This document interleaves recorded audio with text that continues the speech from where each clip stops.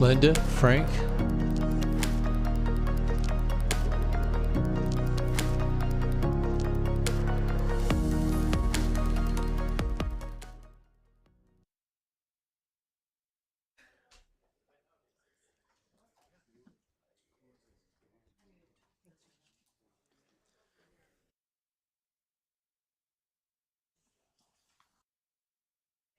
We'll now call the meeting to order. First up is our invocation, followed by the Pledge of Allegiance. Will you please stand? And we have Rory Corrigan from the church in Cerritos. Lord, thank you for another year. Lord, thank you for the year of 2024. It's over there. Bless the city of Cerritos. Bless its residents. We ask you to bless our civic leaders with all the decisions that they need to make this year. Give them wisdom, Lord, and we ask you just to be with us and give us peace and give us safety this year. Pour out your blessing upon the city of Cerritos. Amen. Amen. Thank you. Thank you, Rory. Will you please join me in the pledge to our flag?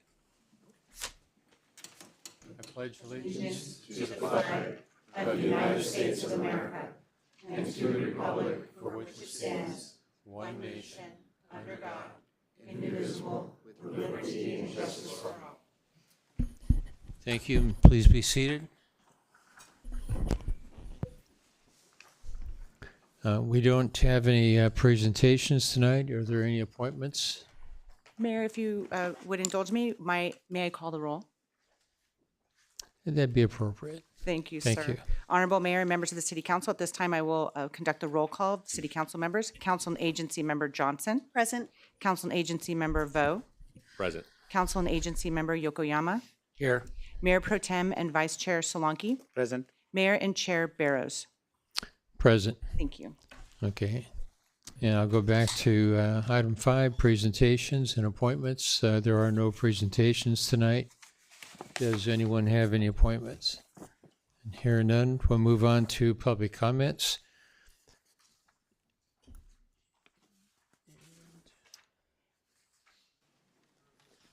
And I have one listed. We do have Sam Desai.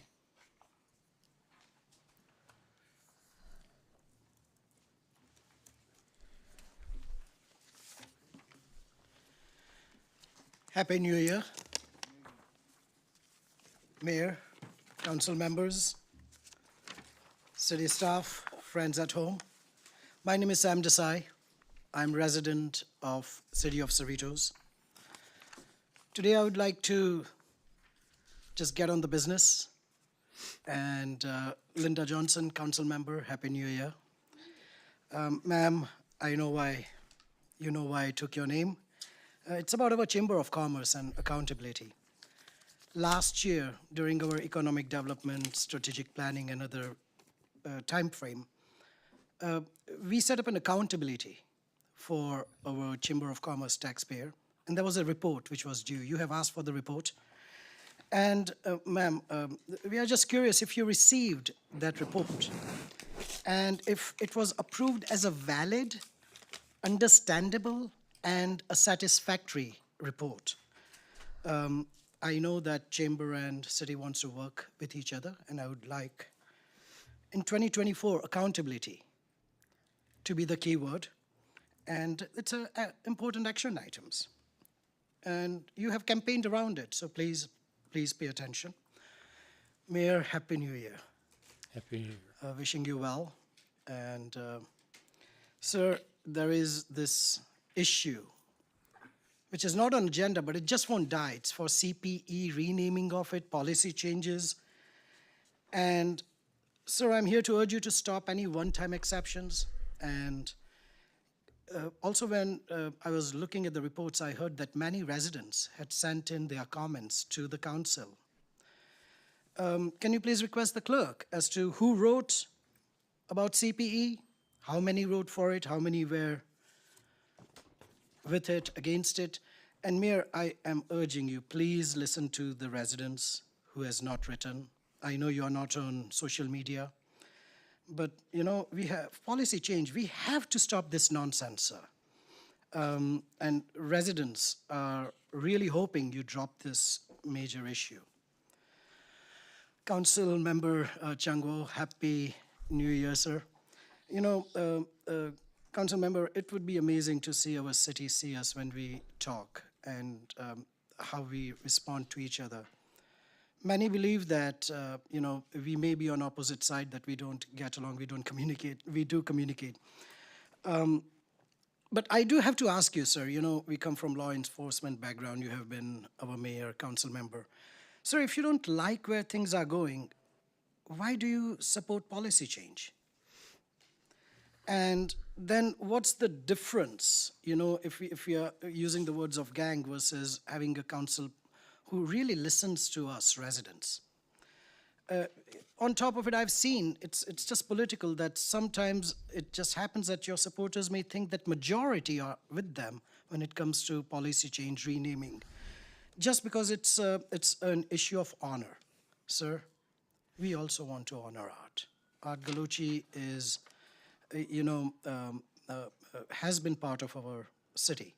But just by doing it because in your way, that's really not working for us.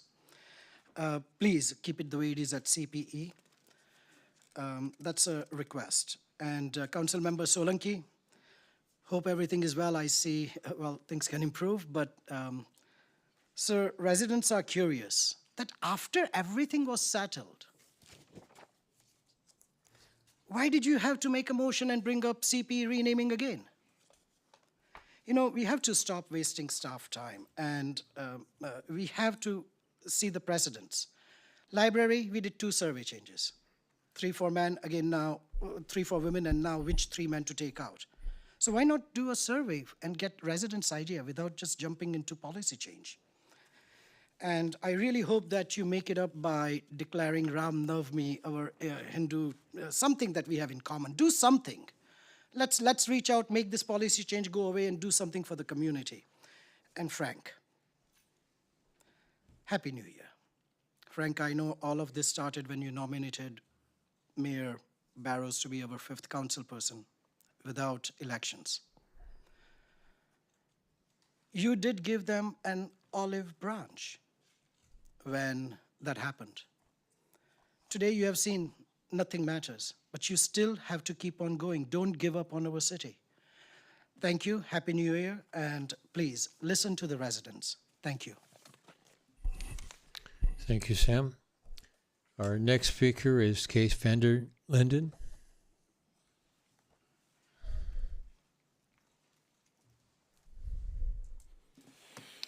Good evening and Happy New Year. Kees Vander Linden, resident since 1971 in the same place. So I've seen a lot.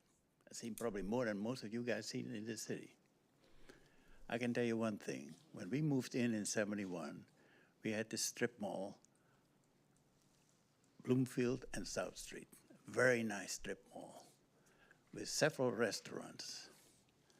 And just lately, of course, Carol's closed last June, and it's staying closed. And through the grapevine now we hear that there are plans to put residential buildings in that strip mall. I can tell you it's a sad day if we have to go along with that. I hope that we have several residents watching the Channel 3 because it's not been published, I guess. It's only through the grapevine. We had at one time, maybe some of you don't know about it, we had Pizza Hut over there. We spent a lot of time in those years with the kids in Pizza Hut. And as far as Carroll's is concerned, that was for my wife and I, the exercise walk to go for lunch over there, which was very doable from where we live on Sequoia. So now that all is gone, and the latest word is that you folks are planning or supporting or whoever a development, a housing development. I hope somewhere along the line, I know there's all kind of reasons, this and that, but I don't believe that that strip mall should be eliminated. I hear the stories about malls are going away. I hear some of that. I mean, if you take a look what happened to Sears, that building has been sitting vacant now for how long? About 5 years?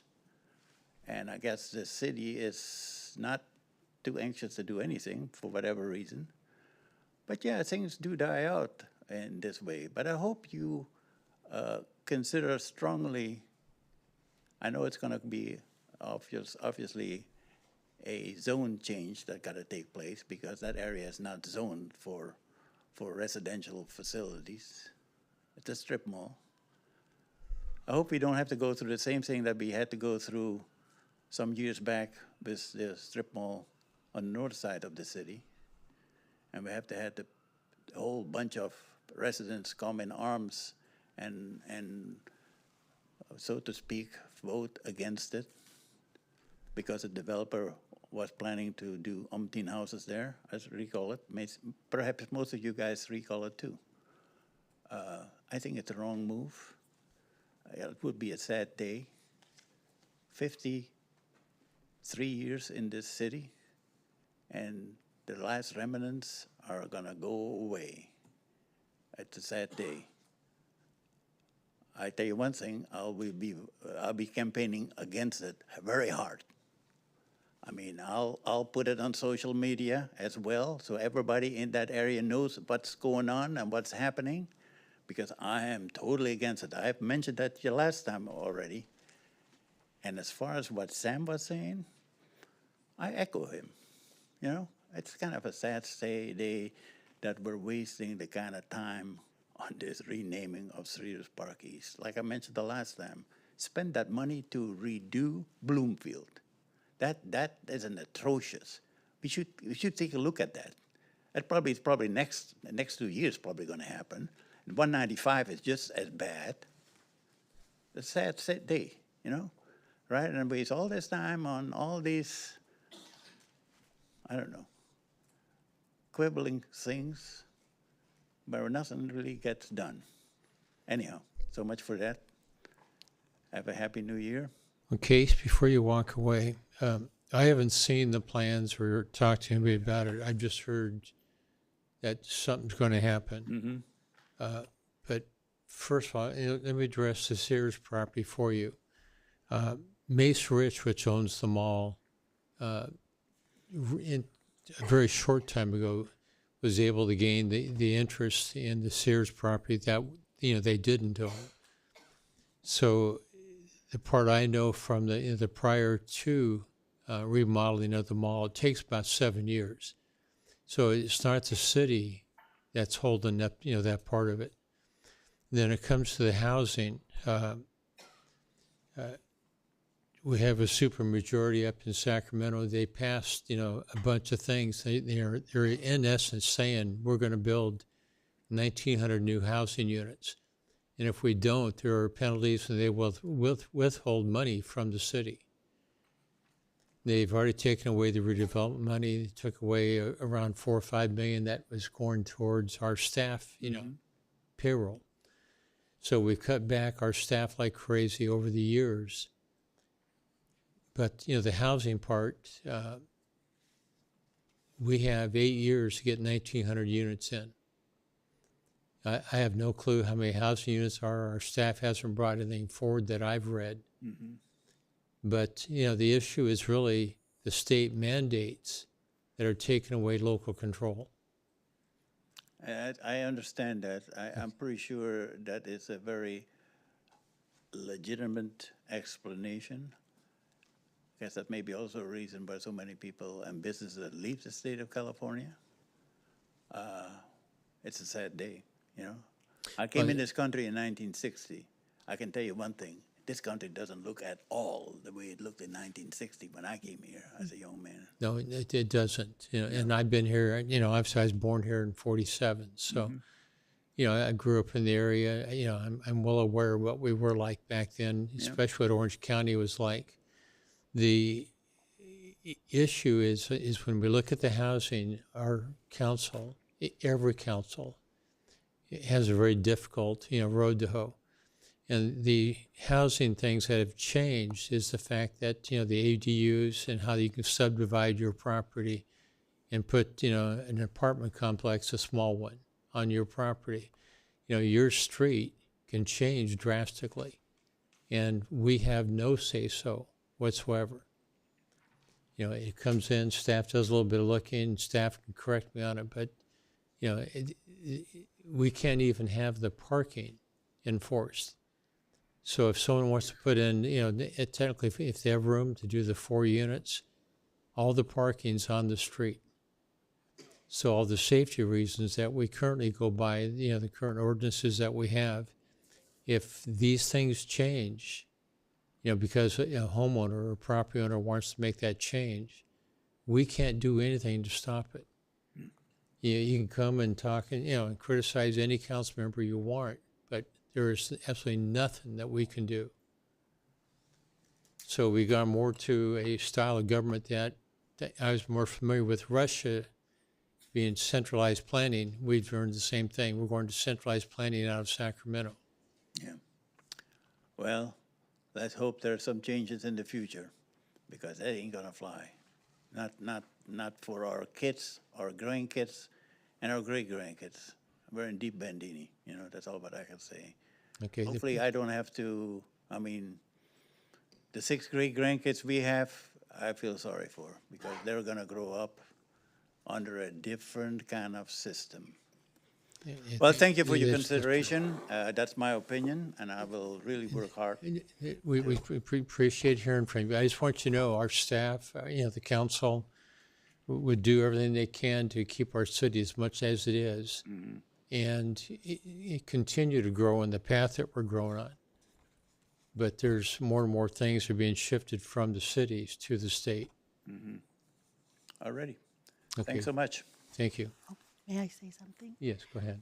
Hi, I'd like to ask the city manager that we can have staff work with Mr. Vander Linden on the Bloomfield and 195th issues that he was talking about. Yes, thank you, Councilmember Johnson. Good evening, members of the City Council. I think he was referring to the state of the pavement on those streets. That is something that we have presented to the City Council in the recent past, and those, at least I know Bloomfield is due in the near future for repavement. So it is something that we are continuing to monitor.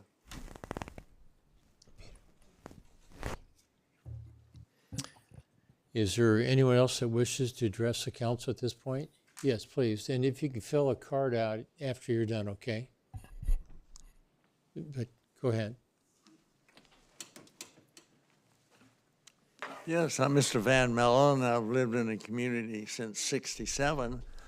And I got a letter from you guys, you want to talk about the bridge on Coyote Creek. Have you decided to tear it down and make it 4-lane? This is an agendized item, and I didn't make that clear, but on the agenda, can you address this at that time? I didn't understand that. Okay, on public comments, we're talking about anything that's not on the agenda. Do what? Okay, You going to talk about it? Oh, okay, if you can talk with Kristen, please. And then, Mayor, we do have one piece of written correspondence that I would read into the record at the appropriate time. Okay, is there anyone else that wishes to address this at this time on a non-agenda item? Seeing no one, we can go to our city clerk on a written correspondence.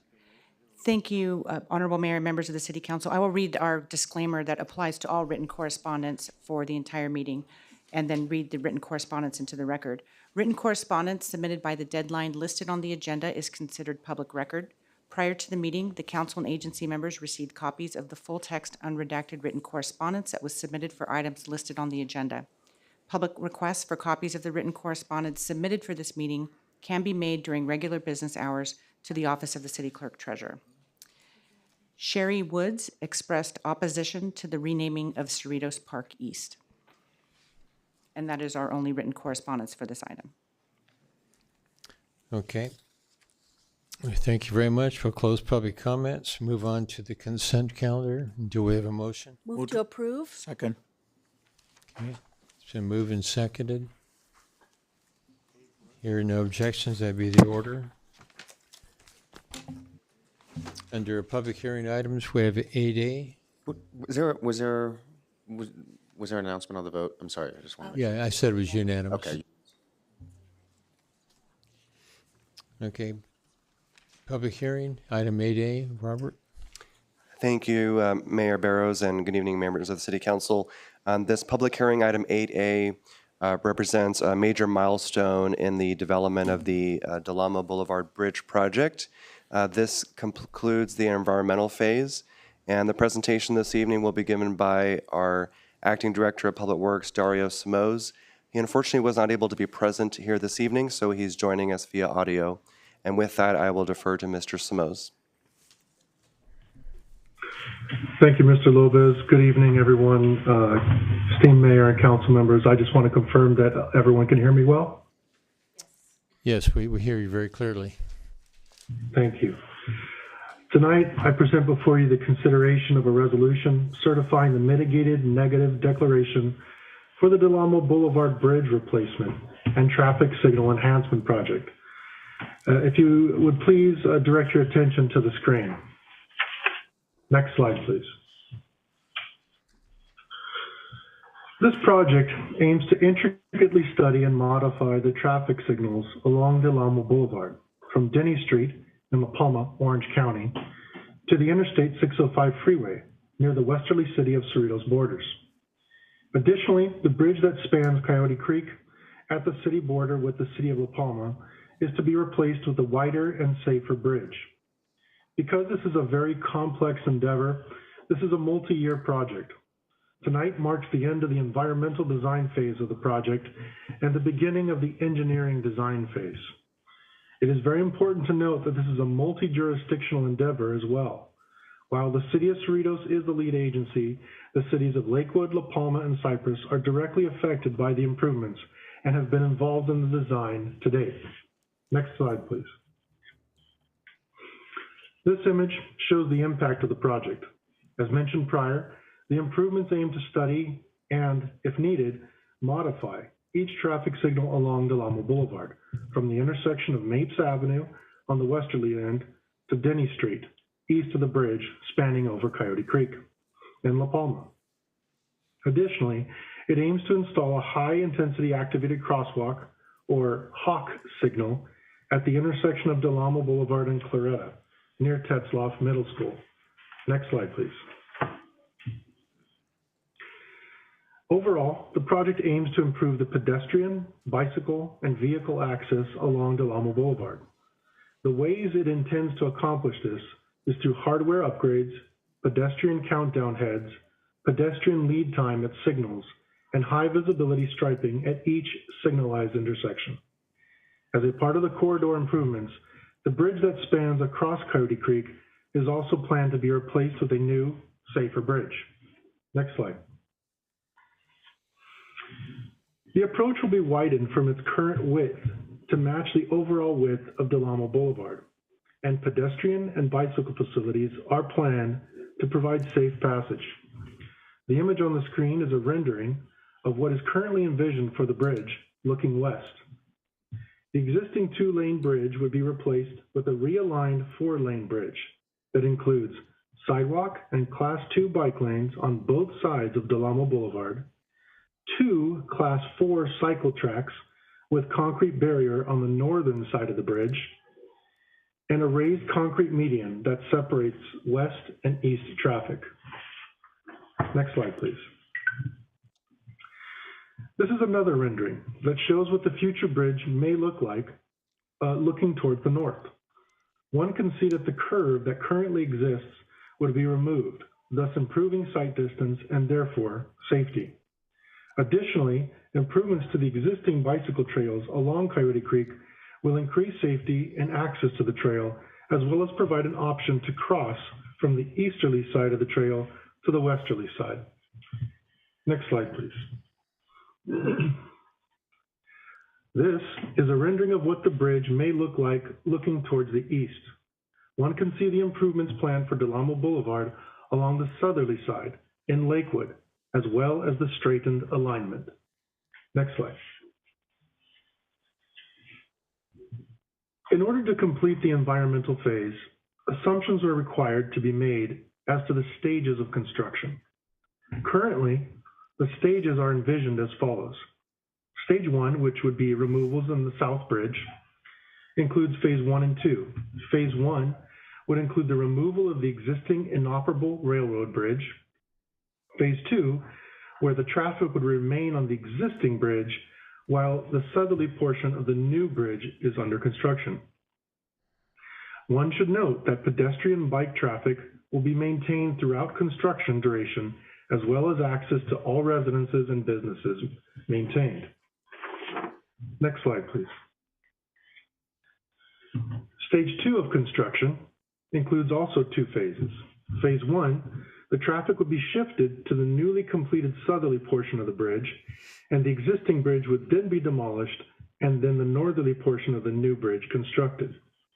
Phase 2, and the final phase of the construction, would be striping, landscaping, lighting, and final improvements.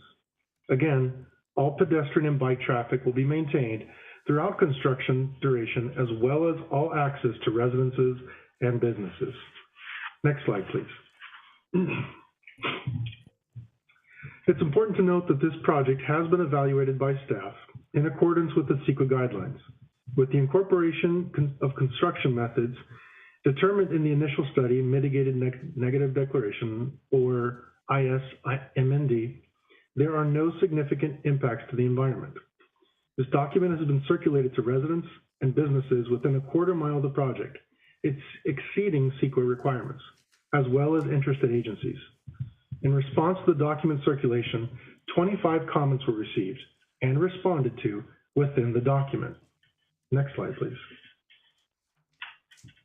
Additionally, a notice of intent and liability was posted and mailed to public agencies and the residents and businesses a quarter mile in distance from the project in July of 2023. In response to that notice, a community workshop meeting was held in August 2023 at the Cerritos Senior Center. Next slide, please. These are some photographs from that community meeting. The city engineers from Lakewood and La Palma, as well as the design consultant and myself, were present to address resident questions after a brief presentation explaining the project need and purpose. Next slide, please. This project is currently funded through sales tax initiatives from both Los Angeles and Orange counties.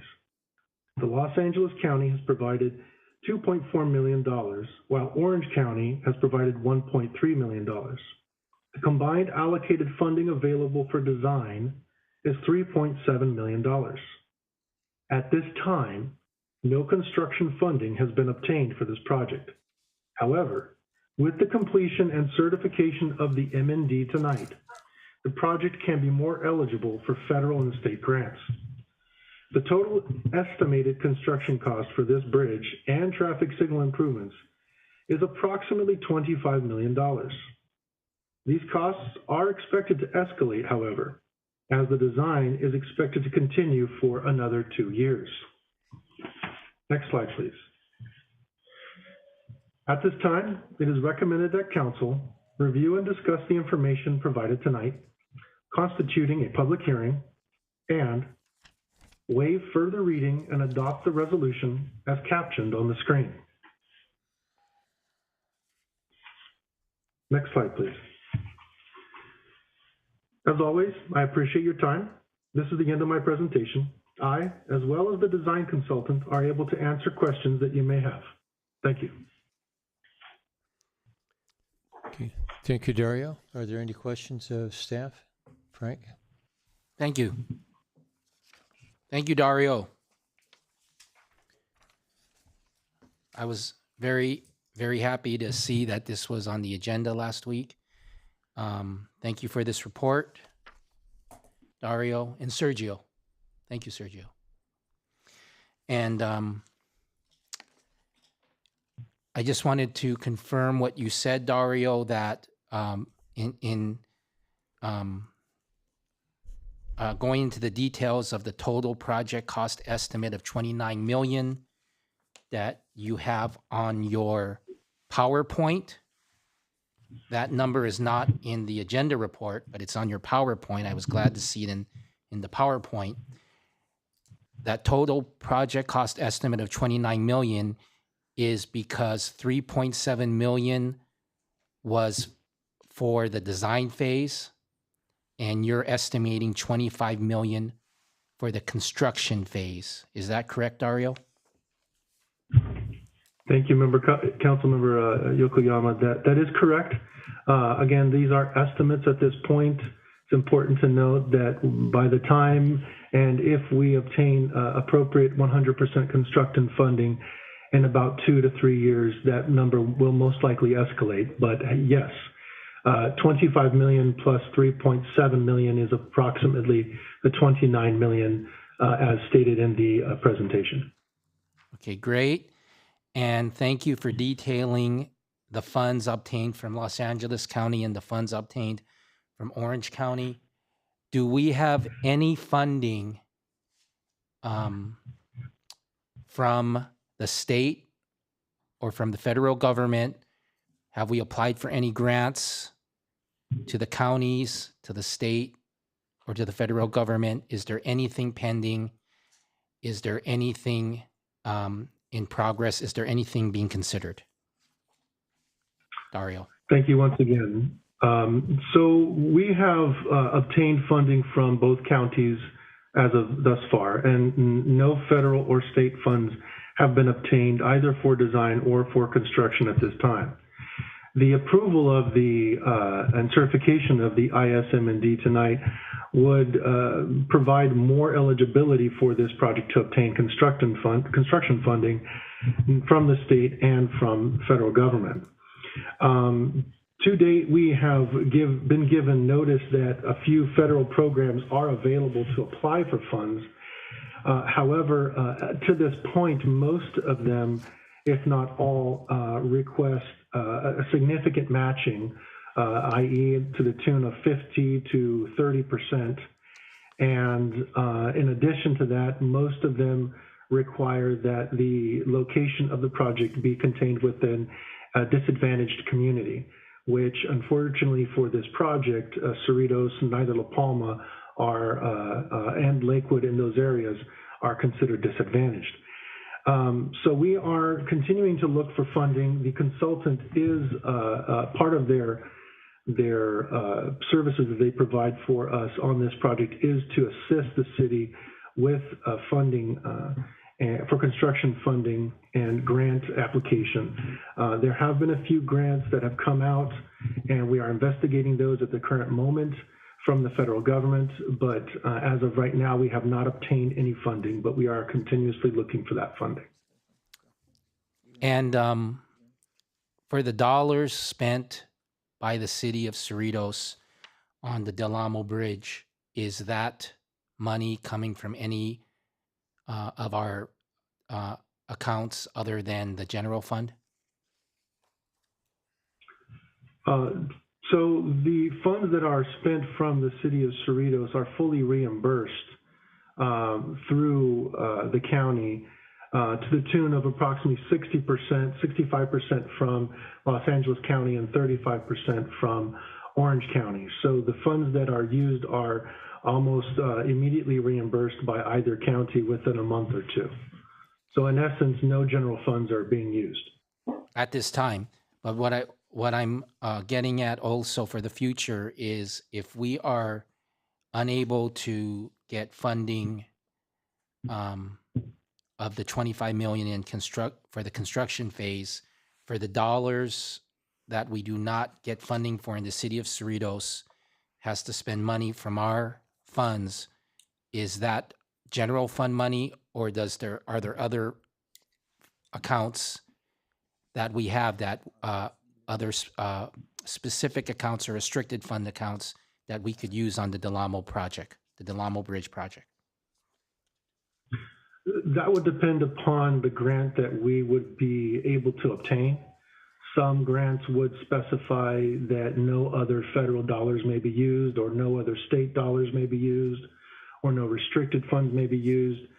So at this time, we are unsure whether general funds or restricted funds can be used if there is a match for any grants that we may obtain in the future. Okay, great. So the best plan would be to get as much funding we can from the county and the state and the federal government, right? That would be ideal, yes, sir. Okay, great. Thank you, Dario. Appreciate it. Once again, thanks for the report. Thank you, Sergio. Thank you.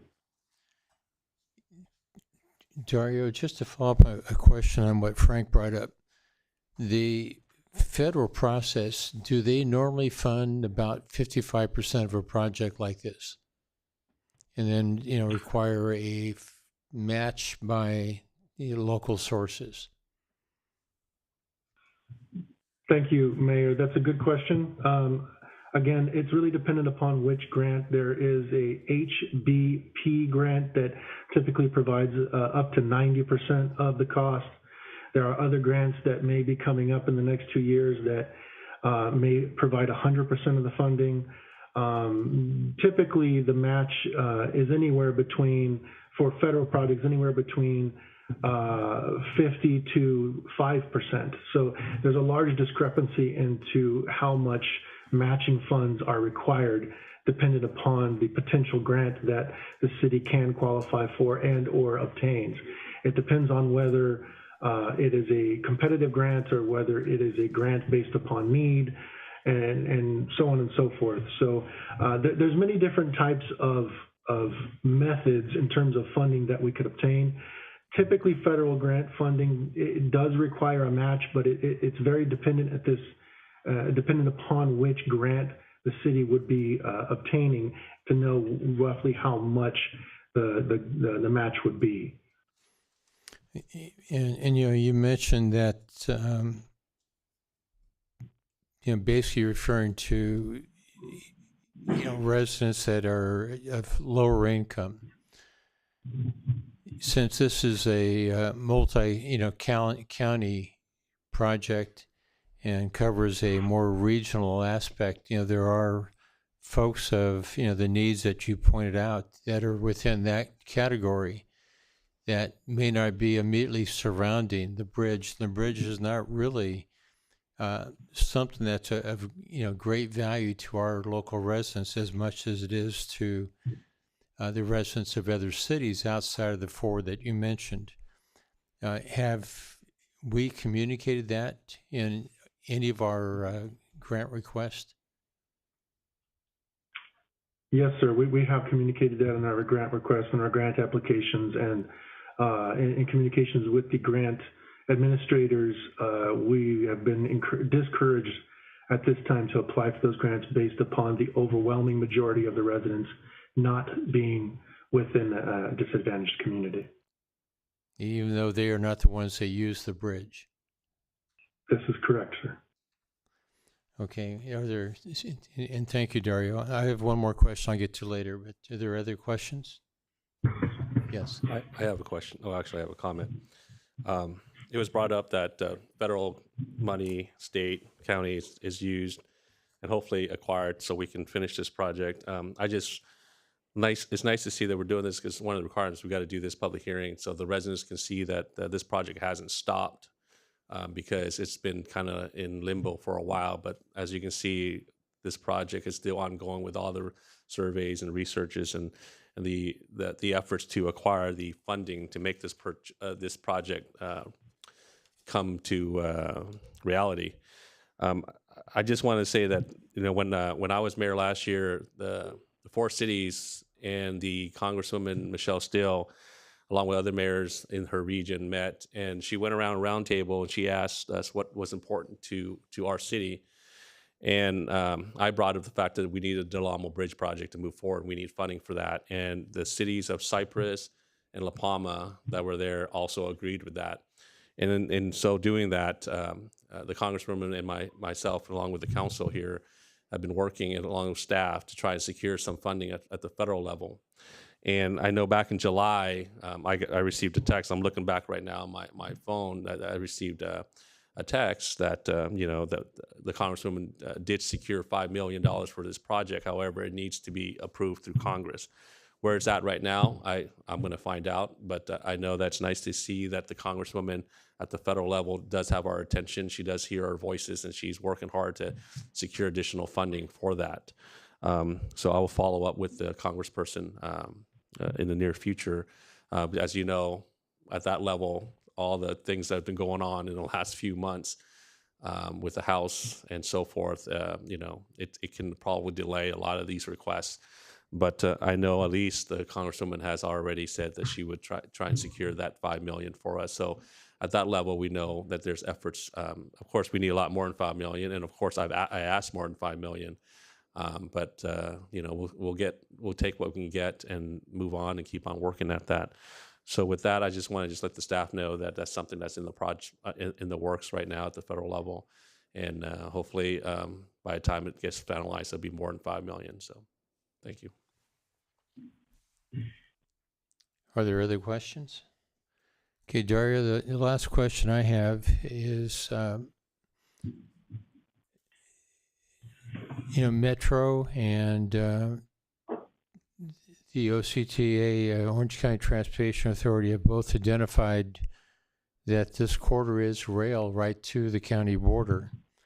I don't see within the plans that there is, the rail is being planned to be put back in at some point, and who's going to pay for it and so on.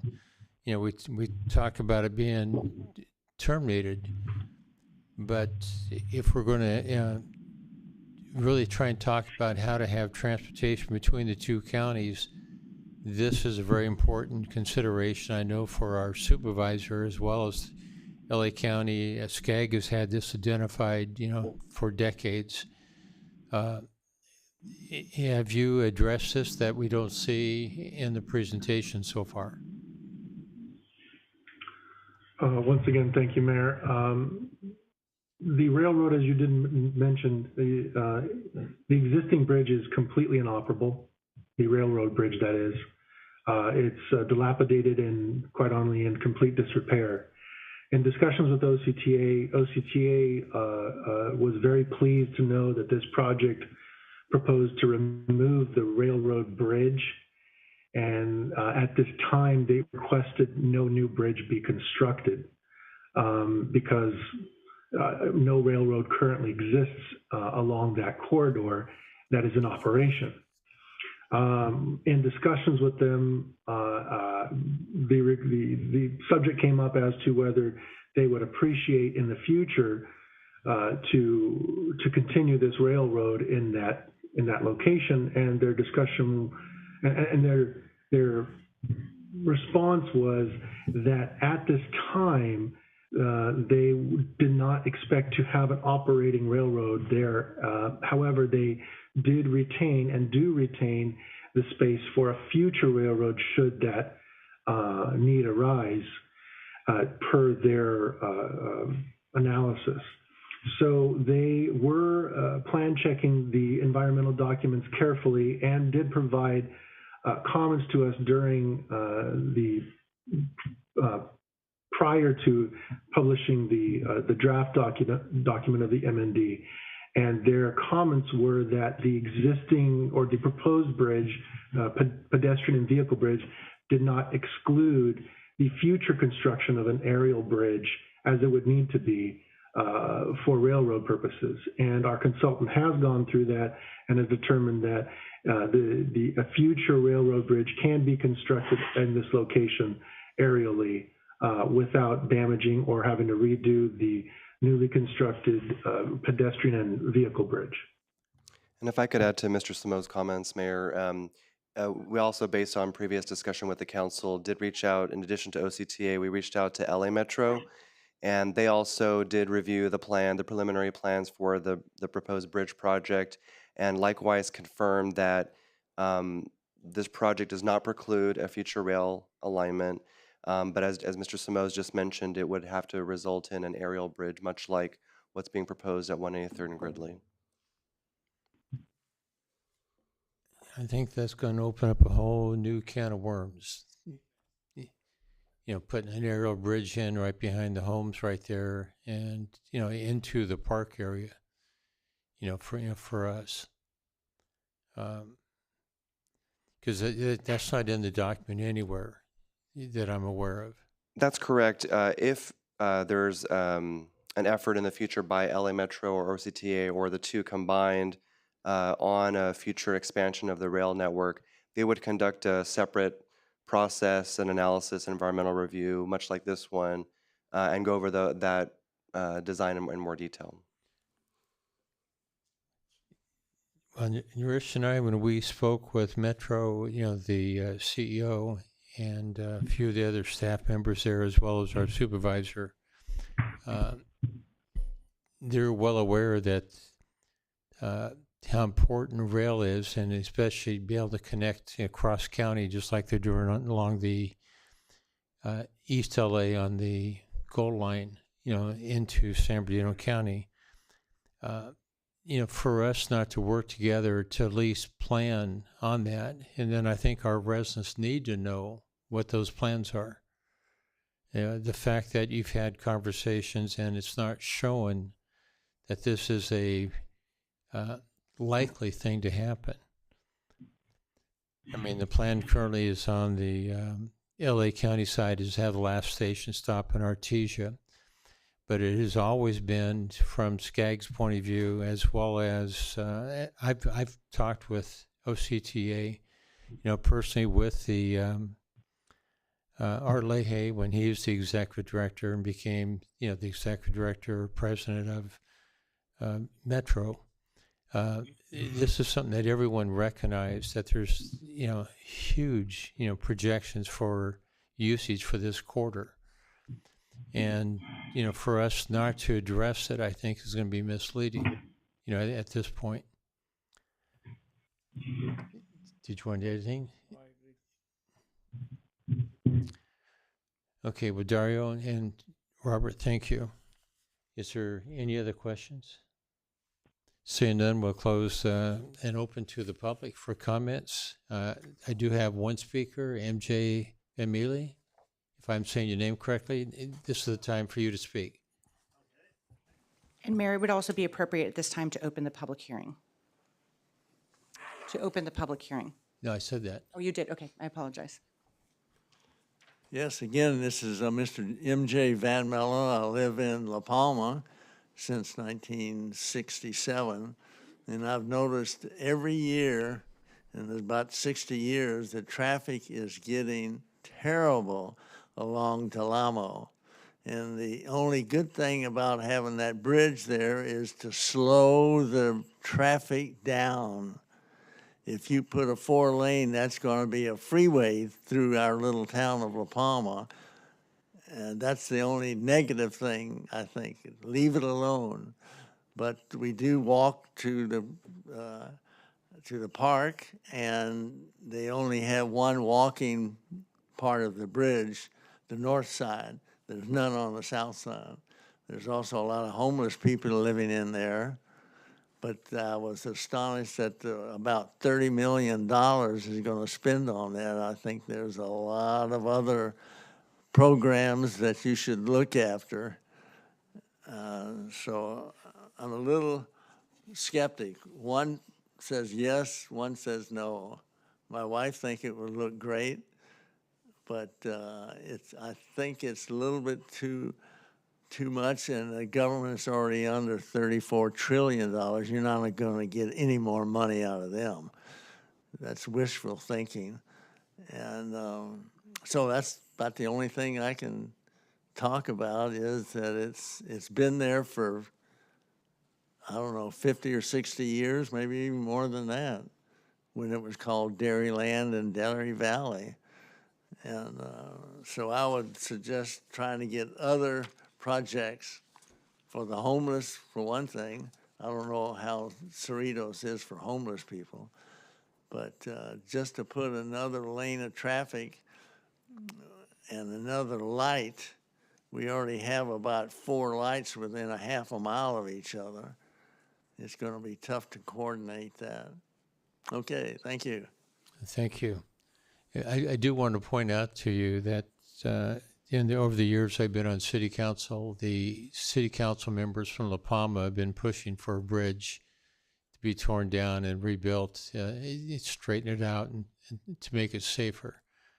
So it's been a long time project and discussion. Things seem to be happening more, recently. Is there anyone else that wishes to address the council at this point? And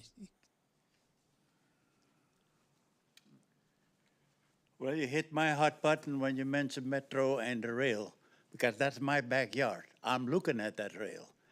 When Grace was the mayor, Okay. we campaigned heavy duty that Cerritos would not let Metro be Case, above ground. can you state your name for the record again? Case Vanderlinden. Thank you. So I campaigned heavily, walked around flyers, and I guess we got to the point that they made the final stop there, Artesia Park. So if we're now thinking that we're anticipating them to push that all the way through, boy, that's not gonna fly unless they're gonna put it underground. Because I thought that was the position of the city of Cerritos. I thought that they said they would not allow at ground level or even above ground when it goes through Cerritos. Are we changing now our philosophy and saying that we would consider something else? It's always great if it's not your backyard to consider these things. It's my backyard. I'm looking at that rail. And when we bought that, we know once a week we had a choo-choo train coming by, and that's all that was back there. You're also aware that they have removed the rail, right? Are you guys aware that they have, the last couple of weeks, they removed all the rail on that track between 195 and Bloomfield? That must have been, I don't know who removed the rail. Also, they have been surveying, and made it aware that they had drone activity doing survey back there, which I'm not too keen about. You know, to have a drone flying by and you don't know what they're surveying. I brought it up to our chief here. Is our staff familiar with that? Yes, thank you, Mayor Barros. I can go ahead and address the removal of the rail spurs. Mr. Vanderlinden is correct. Over the past, I'd say 2 months, about 2 months, former Southern Pacific has been removing the former abandoned rail spurs in coordination with Metro. So staff is aware. Thank you to Mr. Vanderlinden for bringing that to our attention, and I did follow up with Mr. Vanderlinden on his inquiry. Okay, thank you. So hopefully the city of Cerritos will stand by what Grace way back established, I still have it in writing, that you folks would not allow that rail to come through at ground level, underground only. Even that is disturbing, because that means we have an earthquake every 15 minutes. You have an earthquake if you have an underground. I mean, I'm sorry to say, I don't see no future in this metro thing. Have any of you folks ever been on the metro, ridden the metro lately, in the last couple of years?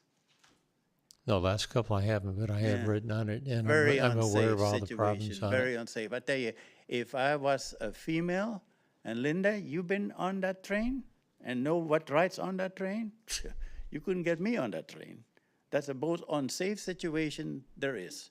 Now, if they put sheriffs on each train and not just on the platform, that may be a different story. But the sheriff department being on the platform doesn't do anything being on the train. If you take a look and see what travels on that train. And those folks that think it's going to be good for Cerritos' economy, blah, blah, blah, blah, boy, what a pipe dream. It's not. The people in Long Beach, I think, hate that train, because that's the way most of the robberies are taking place with people traveling that train, and they're in and out in a hurry. Anyhow, that's my opinion. Hopefully you guys stick with the fact that you only will allow them to be underground. Thank you. Thank you, Case. Is there anyone else that wishes to address us on this item?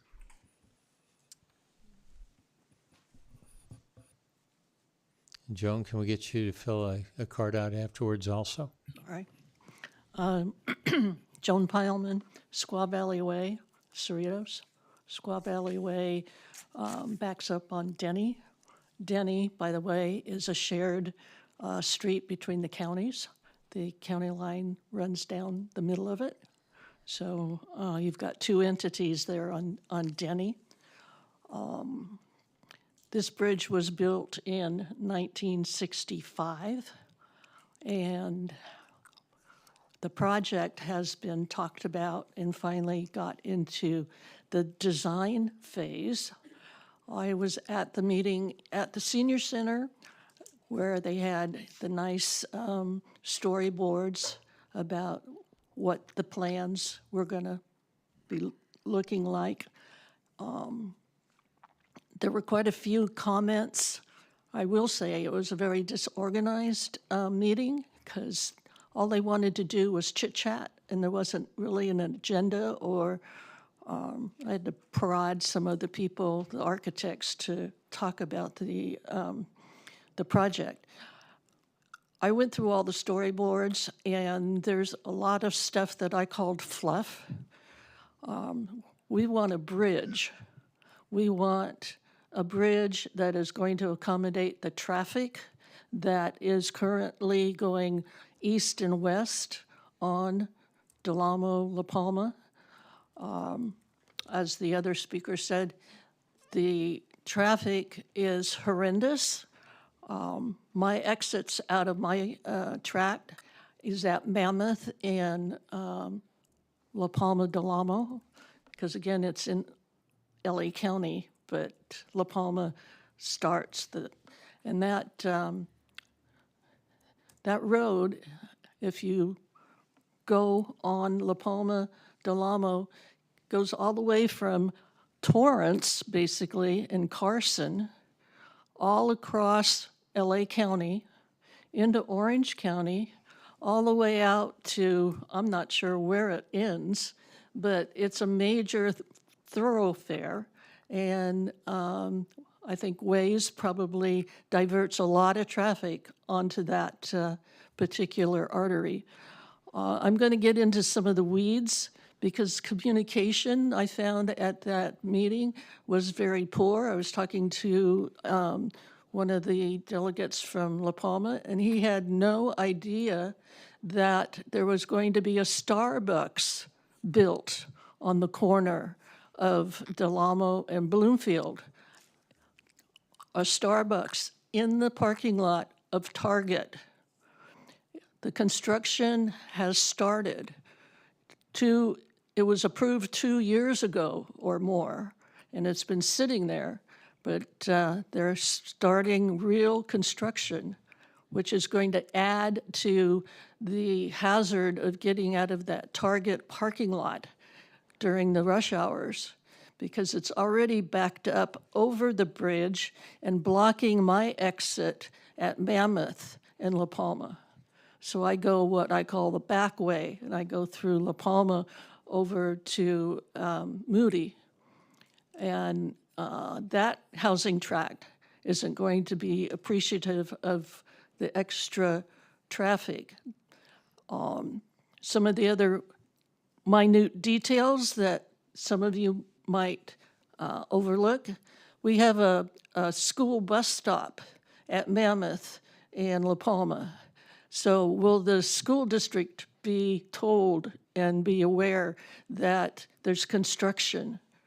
And will that bus stop remain during all the construction?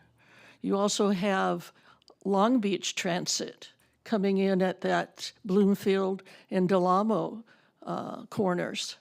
So there's another entity that needs to know that there's going to be heavy construction, hopefully soon. And the homeless has been a problem. We had some sheriff activity there yesterday. So there's an elementary school, Luther, on La Palma. They need to be communicated with, that their parents, whichever way they are going to leave that school, are they going to be able to get out onto La Palma? So there's a lot of communication that needs to go on that I hope won't be overlooked. And as soon as you can get that billboard down, I will applaud every one of you. So thank you. Thank you, Joe. Our next speaker is Sam Desai.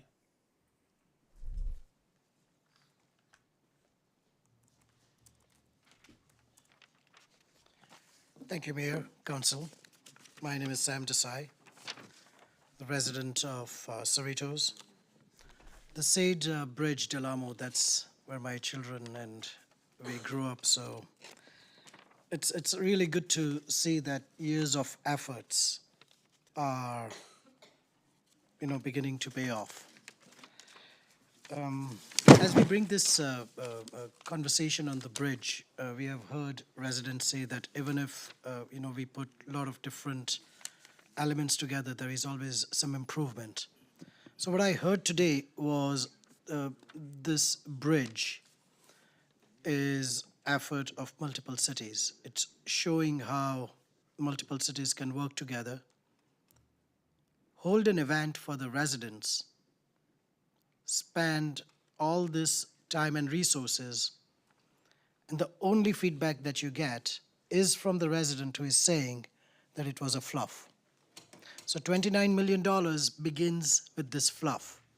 So you get to be more accountable when you have your employees, when you have your staff, when we have multiple agencies working together, we have to make sure that residents' feedback goes back to the CEO, sir, that you know that this is how they can improve, because relationships are important. Now, this bridge also is important for individuals like us because it gives us an opportunity. And we were reading as to, what happens when a bridge is torn down, a new bridge comes in, is we get to name it. Now, if you think about naming a structure like a bridge, and, Cerritos is majority donor in this, and we can work with other cities. So we can do a survey.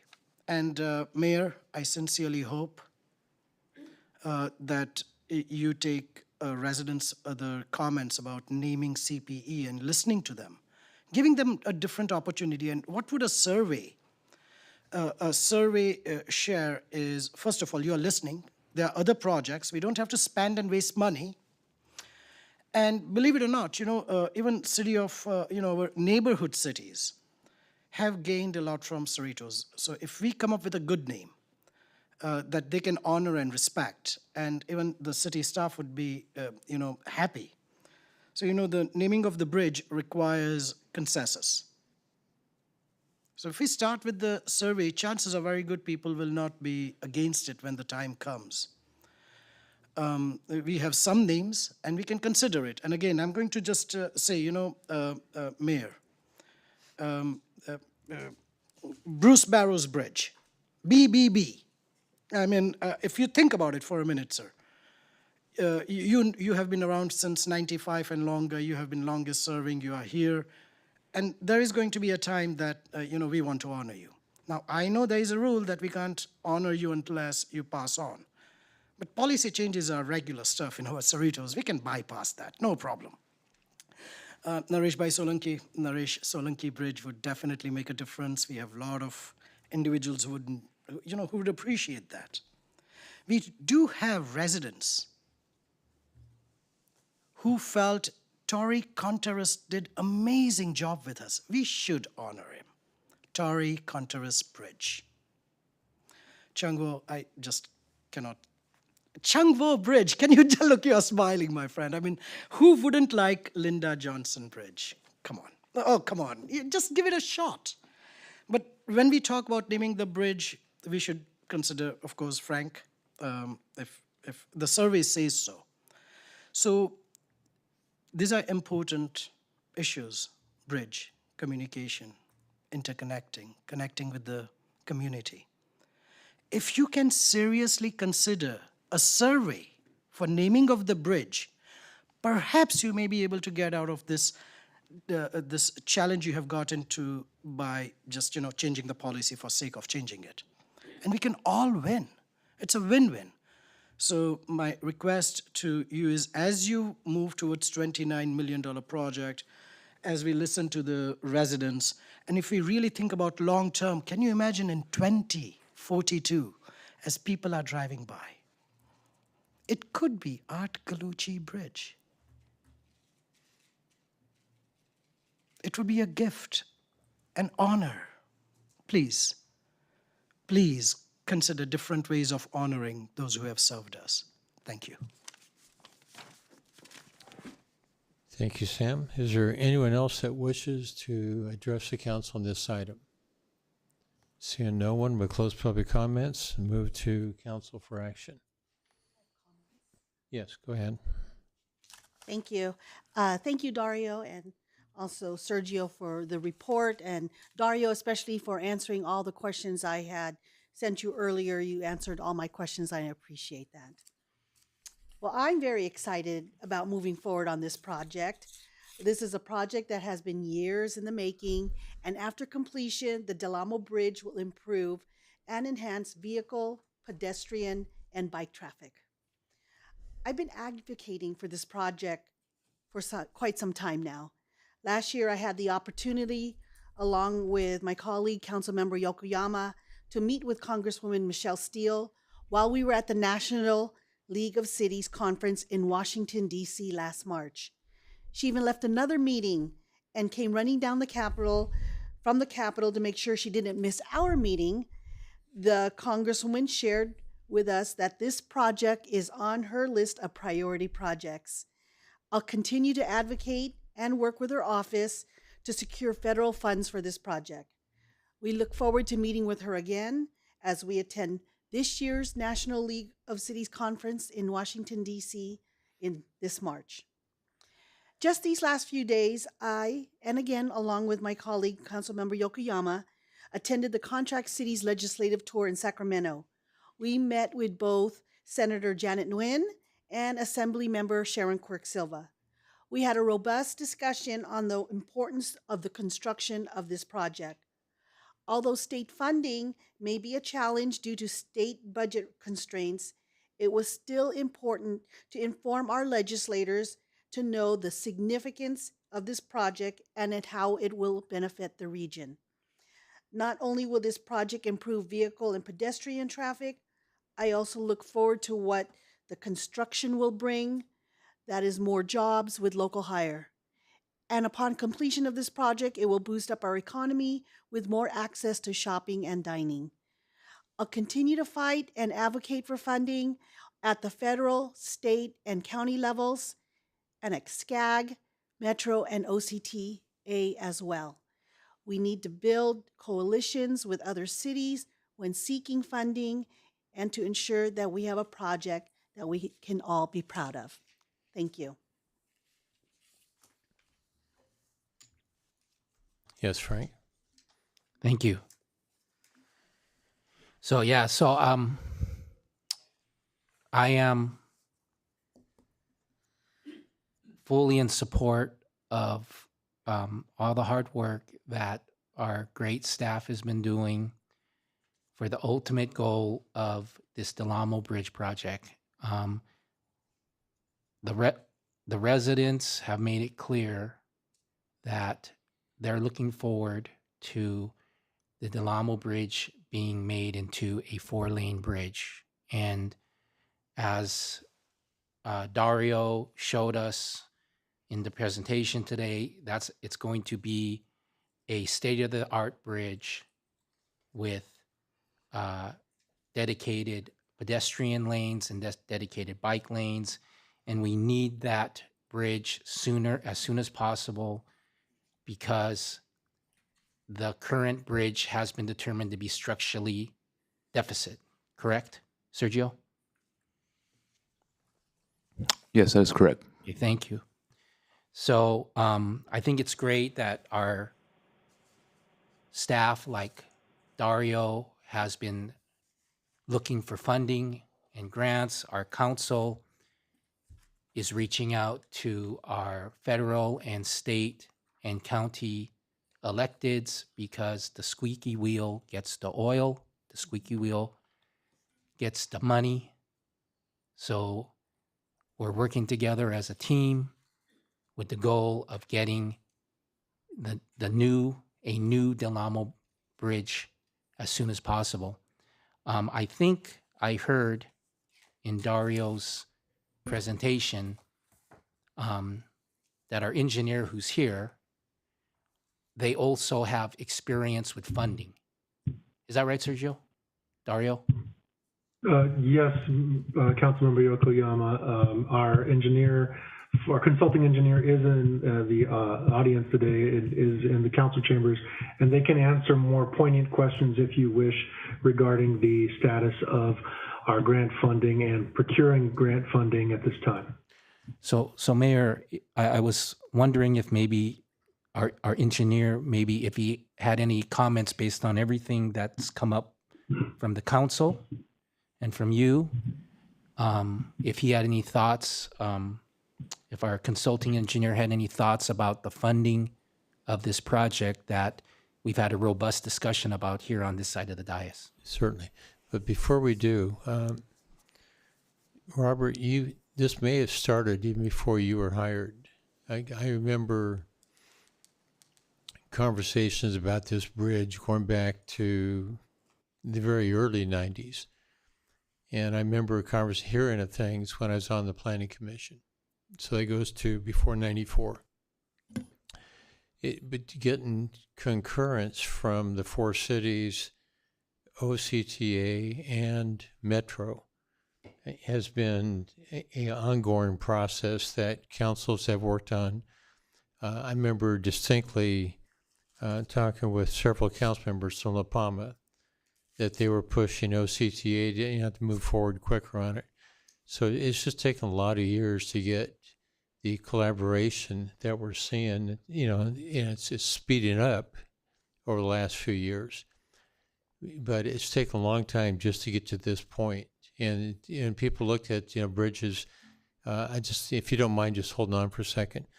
The Gateway City Council of Governments, when it started, one of the very first actions that it did was amongst all the cities in the 27 cities was to make a list of transportation projects and then to make a priority list out of those. And I know that this bridge was way down on the list. There's, Long Beach was very gracious at the time that they didn't insist that they were number one, even though they're the big gorilla in the room. The engineering staff, this goes back even before Vince Brewer when he was here, were the ones that went ahead and voted internally amongst all the different cities as to what was number one, all the way down through where the end of the list was. But it was, at the time, $1 billion was worth a lot of money. Now it'd be $1 trillion or more. But it's good to see that we're making all this progress, and that we have, we get to hear from a engineer that's working on the project that he may have some information to help speed this process up. It's really how to get money out of a long list of competition. On federal-wise is national. Here in the state, there's still money for transportation. It's just that we have to become that squeaky wheel they have to listen to. Because no matter how big the deficit is, they are going to spend some money on transportation. Anyway, if you could.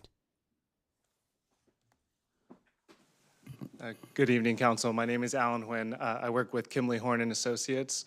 We are the lead consultant on the project and have been leading the project so far through phase 1, which is the environmental phase. I personally am the project engineer. We on our team have a sub-consultant named Avantgarde, who is a specialist in funding state, local, and federal funds. And they have identified a list of several grant opportunities that may be a fit for this project. Now, as Dario mentioned, getting through this milestone this evening will assist greatly in being able to have get points for project readiness, as you would say, because we have gone through the state environmental process. Additionally, obtaining, especially for federal funds, any sort of matching funds would be highly advantageous as well. I know we were looking at the Bridge Investment Program, which is due here in March. That requires a 20% local match, whether state or other local funds. So anything in that realm would be very helpful. Another potential grant opportunity. Alan, if I can just interrupt for a second. The money that's already being spent from Measure M, that would be considered part of a match. Isn't that correct? That would not be. It would not. That would not. So because we are pursuing, or we are seeking funds for construction, it's any future funds is what the match would be seeking for. So if we can obtain additional funds from any of the counties, county transportation departments, that would be eligible. Thank you. Now, you mentioned earlier a potential $5 million from Senator Michelle Steele.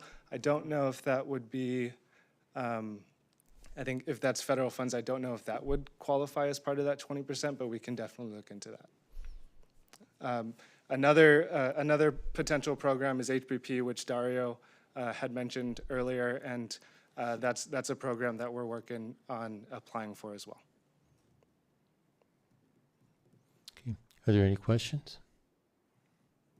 Thank you very much. All right, thank you. Do we have a motion? If there's no Move more to questions. approve? Been moved and seconded. Second. Vita, can we get to a vote? Here we go.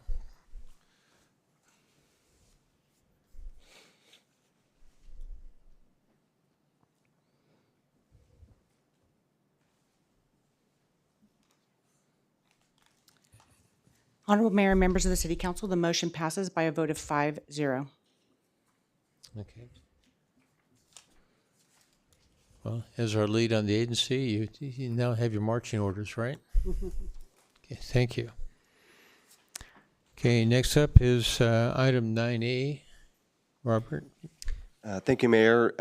New and old business item 9A follows up on previous direction provided by the City Council, relates to an amendment to the existing contract with our employee union related to a cost of living adjustment. This item will be presented by our Human Resources Manager, Patricia Leyva, and following her presentation, she and I would be happy to answer any questions. Thank you, Mr. Lopez. Good evening, Mayor Barrows and members of the City Council. The following summary and verbal report pursuant to Government Code 54953, Subdivision C3, reiterates the modifications made to the personnel resolutions since originally adopted.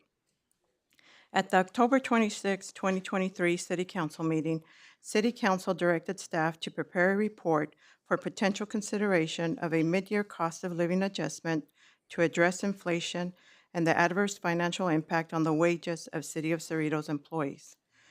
As a point of information, the annual inflation rate for the United States was 3.7% in August and September of 2023, and the CPI for the Los Angeles, Long Beach, Anaheim area for the month of August 2023 was 3.3%, and for the month of September 2023, it was 3.2%. As a result of several discussions at subsequent closed session meetings by City Council regarding inflation, personnel retention, and employee compensation, on December 14, 2023, City Council directed staff to provide an analysis into a potential mid-year salary adjustment for review and consideration. Specifically, City Council directed the following personnel expense for review and ratification: a cost of living adjustment of 3.7% for all full-time and part-time employees, including city clerk, city manager, and city council, retroactive to December 1st, 2023. This salary adjustment has been incorporated in the attached updated personnel resolutions. As a side note, the city met with union representatives on November 17th and December 19th, 2023, to discuss the proposed salary change. The union expressed their appreciation and support for this salary adjustment and could not thank the city enough for assisting employees during these difficult times. Staff recommends City Council waive reading of and adopt the resolutions as presented. This concludes my presentation. Mr. Lopez and I will be happy to answer any questions you may have.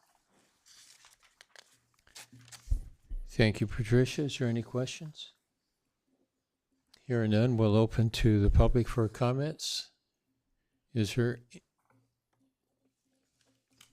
Sam, you're the one again. Thank you.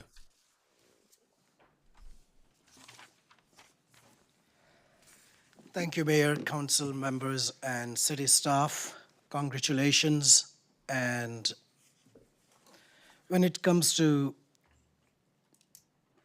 raises for staff, employees, I can really appreciate the leadership that council shows.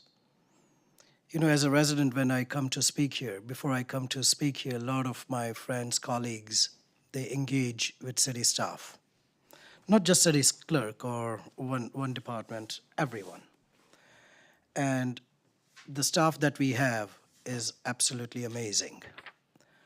Mr. Manager, sir, you have a great staff. They are very polite. They are very erudite, so they are just not, out there. They are learned individuals. And over the last few years, if not for the staff, when we come and speak here, we would be, shooting blanks. So you guys have done amazing. The staff is amazing. Please keep them, retain them. One thing about the staff that no one usually talks about is their sacrifices. And we can joke about it. We can say that, some staff gets paid more, some staff gets less. But the fact is, if not for our city staff, our streets would not be cleaner. Our phones, when need happens, when the staff picks up the phone to the individuals who are even in your business department, there's a lot going on, and they have really done a great job. Robert, before, sir, you came and became the manager, we had Art Galucci as our manager, and I had privilege of speaking at this podium before to the staff, about the staff salary. But today, the reason I'm speaking is I'm speaking to all the staff members. Please pay attention as to what goes on in our city, even our town, City Hall. And as you see, our council member does really do whatever they can to do to honor you, to respect you.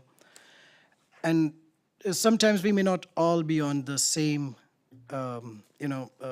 same mindset as city employees. You can only do so much, right? And our council, they really want to do something to show appreciation, for example, for Art Galucci. So I was looking at the number of 1,012,088. That's 3.7% increase, almost $1 million in pay increase. Mayor, Art Galucci has been their mayor for the longest time. We have asked them for a lot of sacrifices of our staff. Maybe we should ask them to sacrifice $1 million and we can get a statue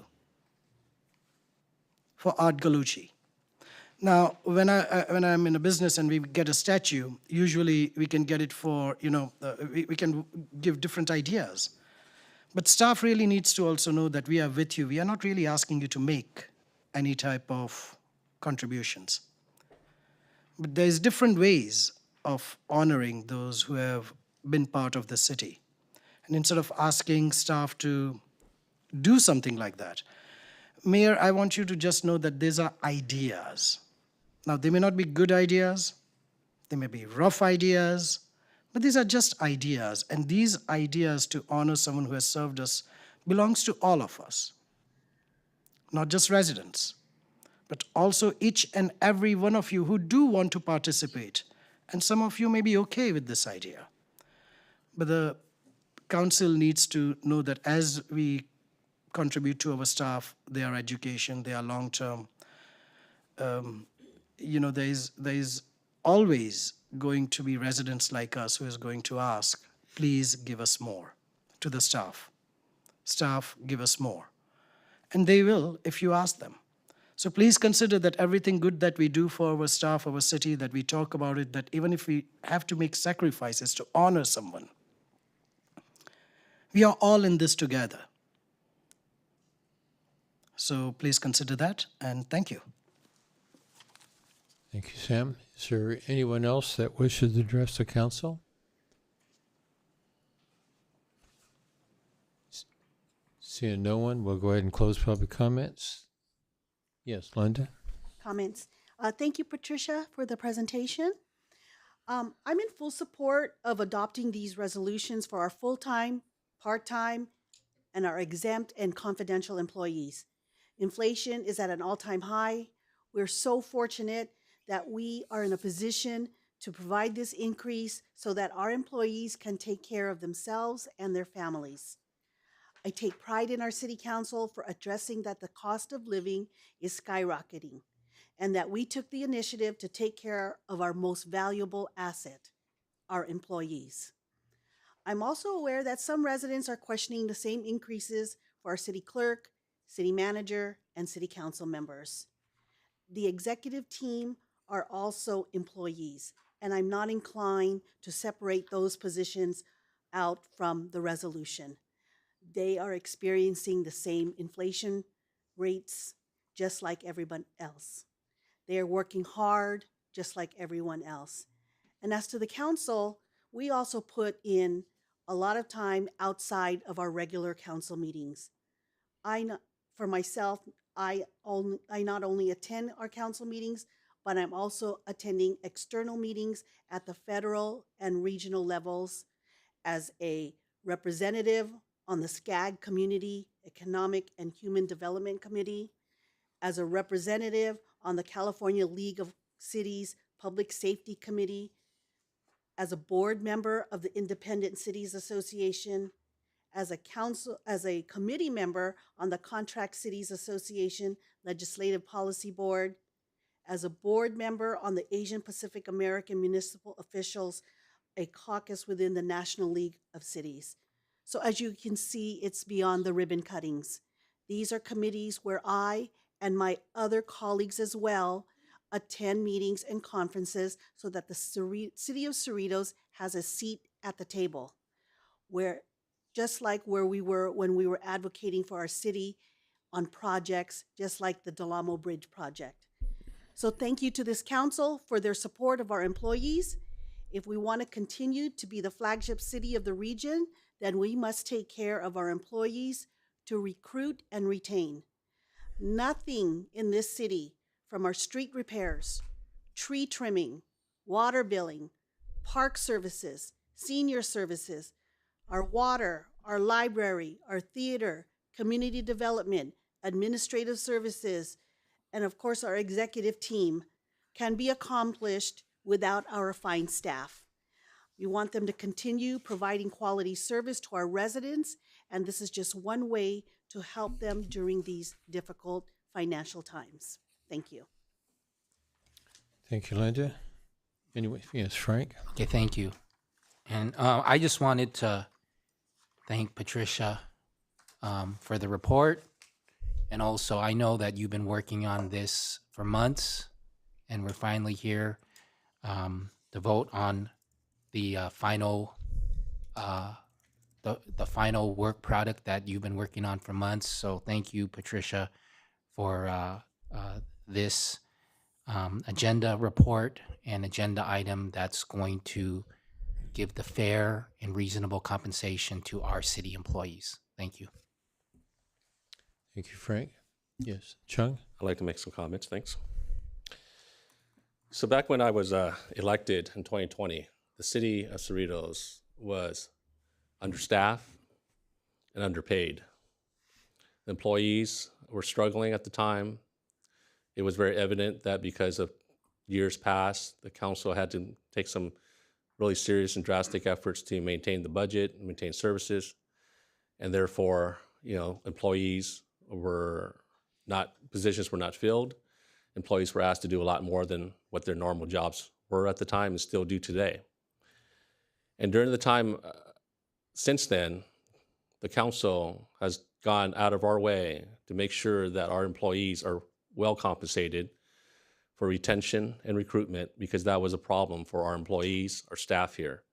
And since then, I know that we have filled positions. We've done things that are necessary and also reasonable to make sure that our residents are given the services that are needed by our full-time staff, part-time staff.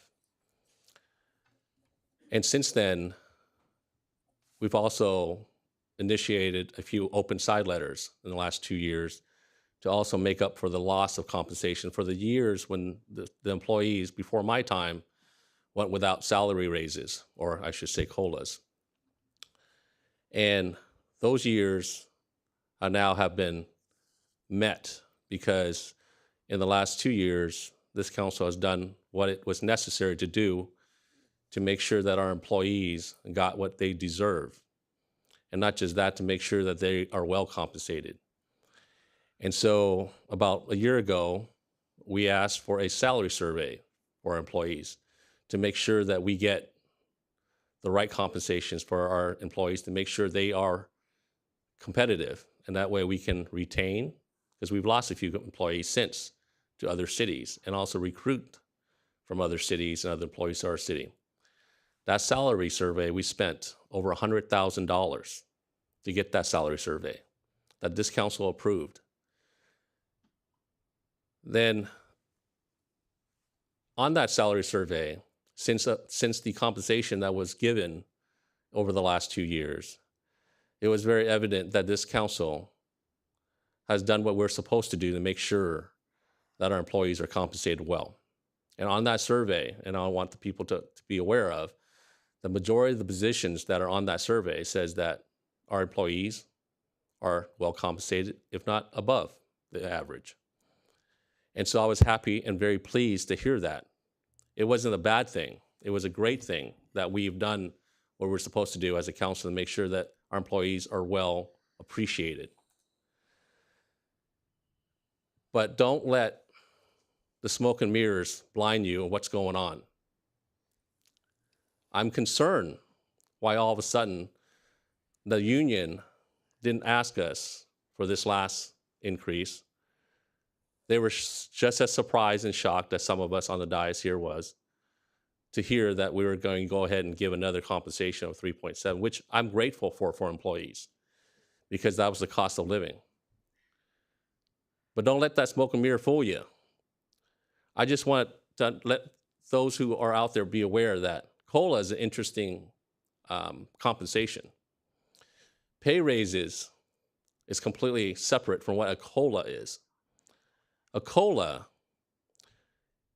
is a necessary increase that is given not just to employees, but also qualifies for the council to receive.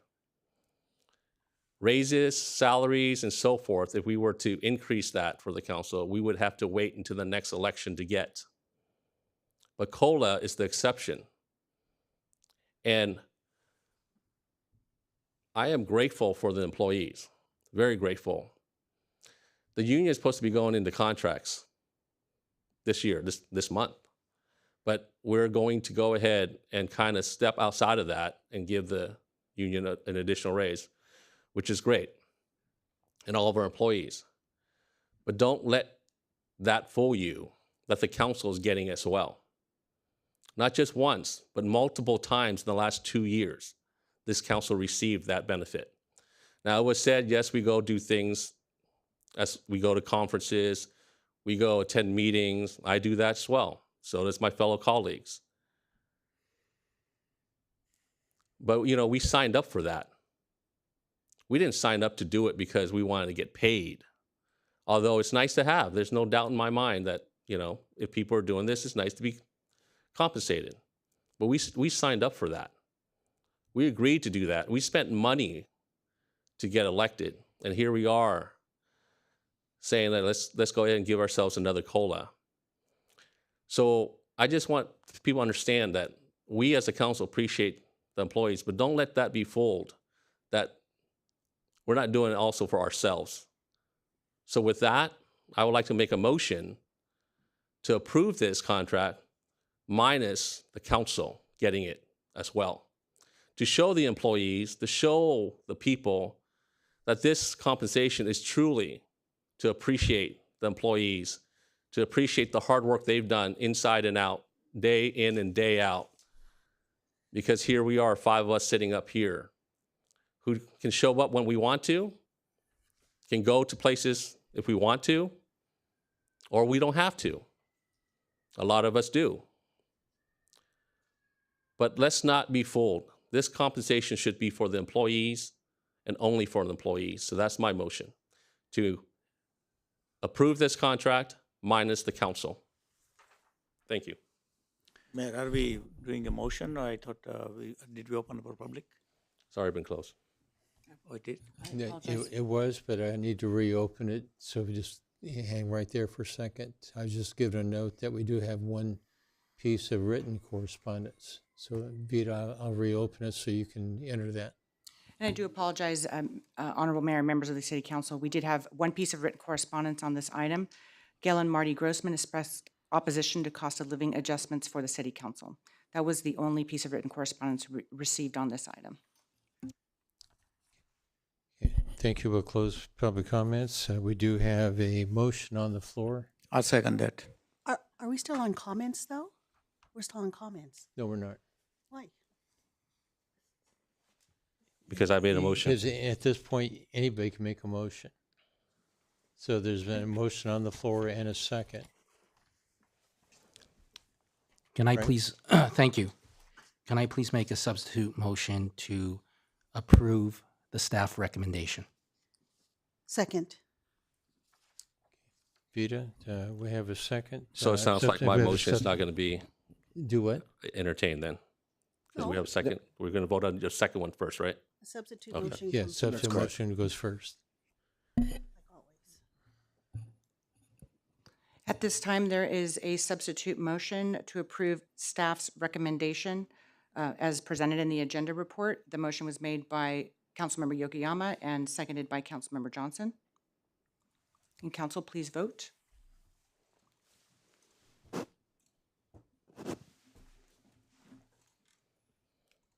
My screen just died on me.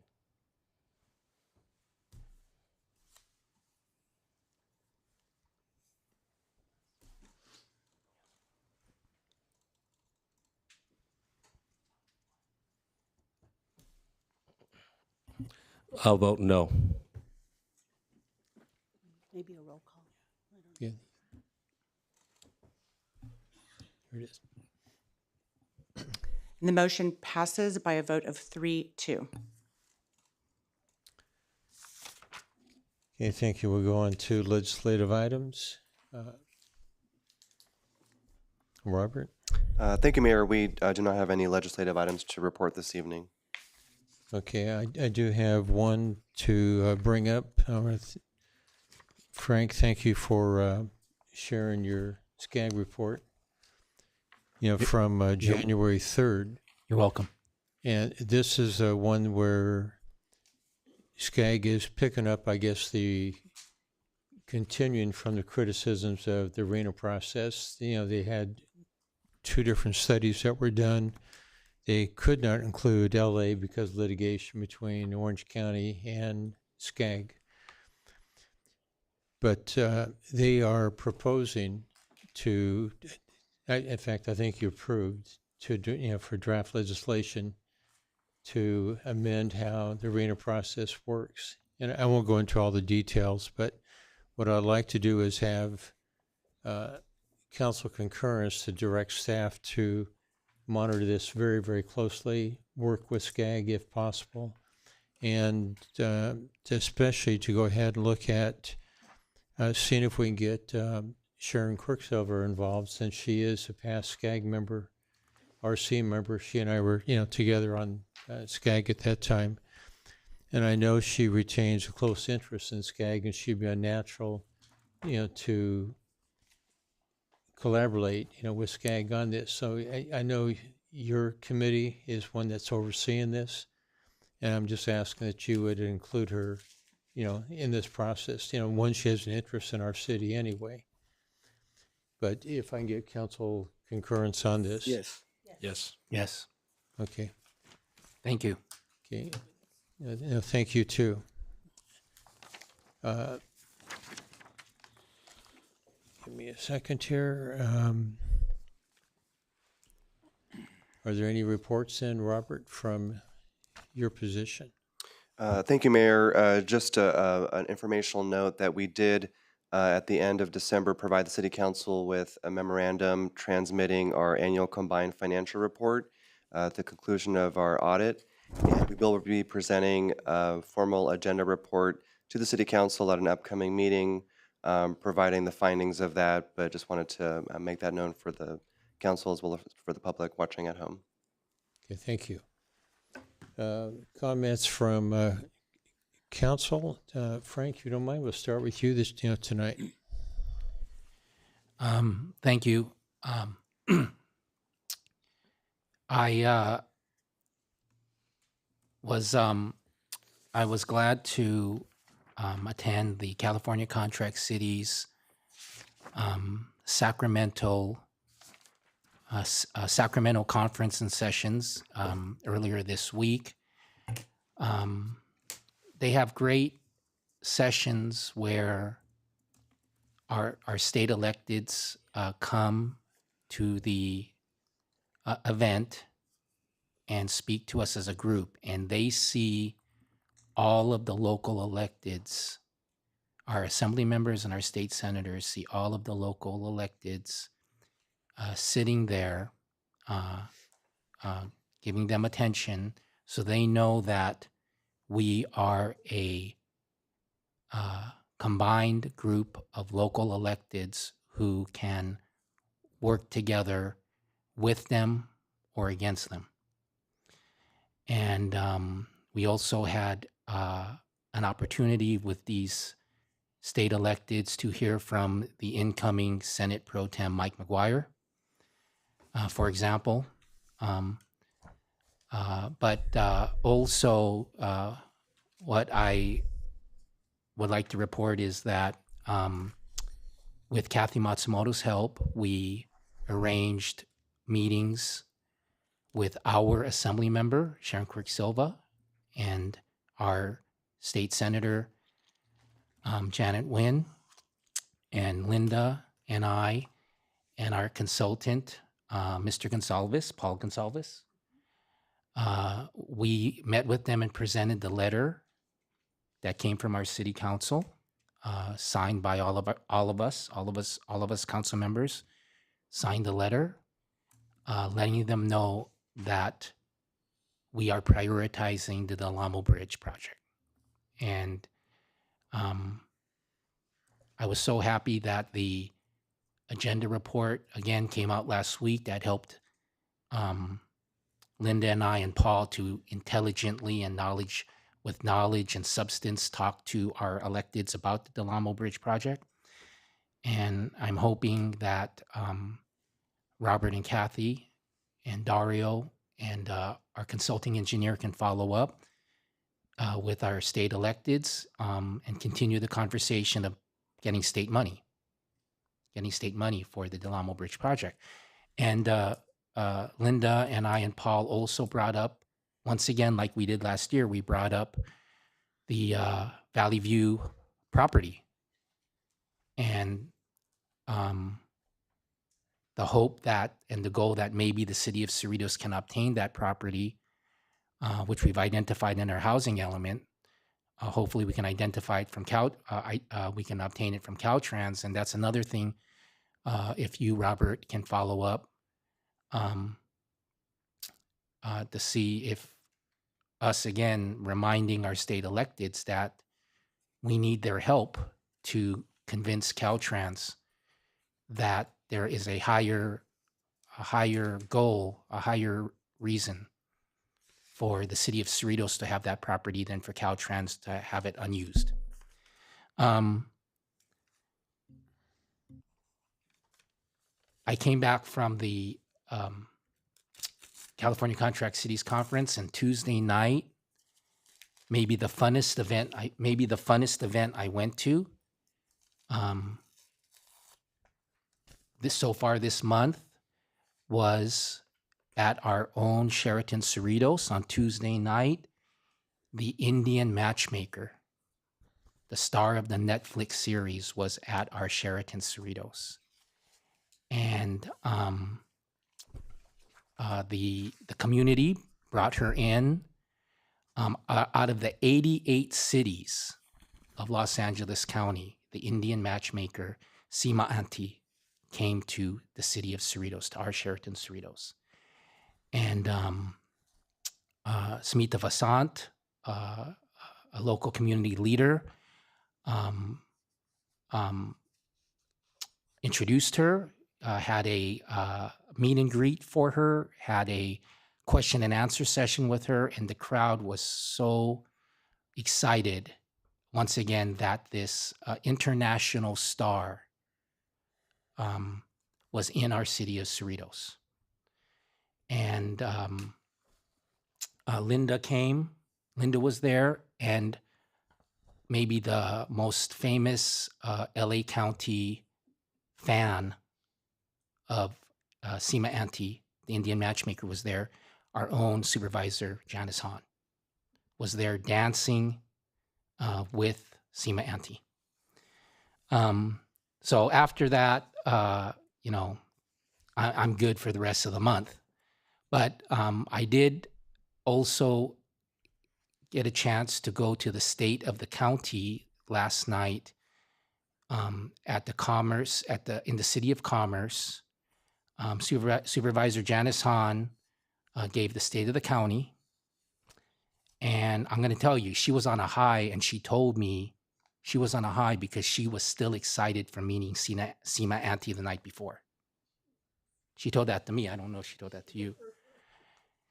And but she gave the state of the county. It was a well-attended event. There was a couple hundred people there. In the end, the nutshell was the state of the county is great. It's fantastic. She gave the crowd a great update about everything she's working on with our new sheriff. She gave us an update on the West Santa Ana Branch Light Rail Train project, which she gave all of us the heads up, which all of us here know that we're, in a few days, we're going to find out what the new name is. But she let everybody know that that's her priority. Janice let everyone know that she has been working on and is prioritizing that West Santa Ana Branch Light Rail Train project that will be going through our city, terminating in Artesia. So thank you. That's my report. Oh, no. I told myself the last thing I wanted to do, and the most important thing is I'm thankful to staff. I'm thankful to Kathy and Robert and to Sherry because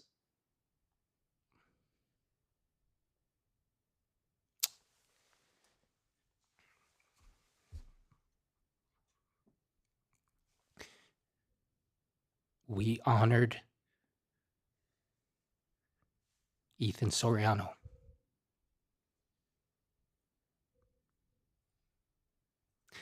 We celebrated his life